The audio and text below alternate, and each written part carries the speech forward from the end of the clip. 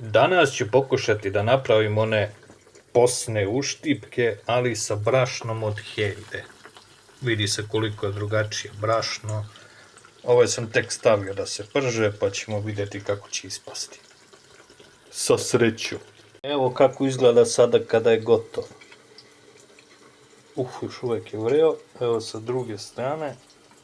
Sa ove gornje malo bolje pržen, ima je malo boje. Poslije ću ga i probati. Ok, seo sam ovdje u ovu kućnu kancelariju zato što je bolje svetlo naoblačilo je se.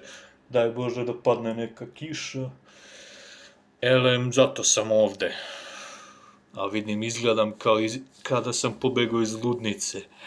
I to ne baš dobre ludnice. Elem, ovi uštipci izgledaju, po mom mišljenju, veoma lepo. Mnogo lepše nego što sam očekivao. Ali sam ih posolio domaćinski. Ja se tripujem nešto da ova sos slaba, pa zato stavljam uvek više. Elem, ajde to u stranu. Izgledaju baš lepo. Ukus je prva liga. S time što sam i presolio, očigledno. Ukus je super.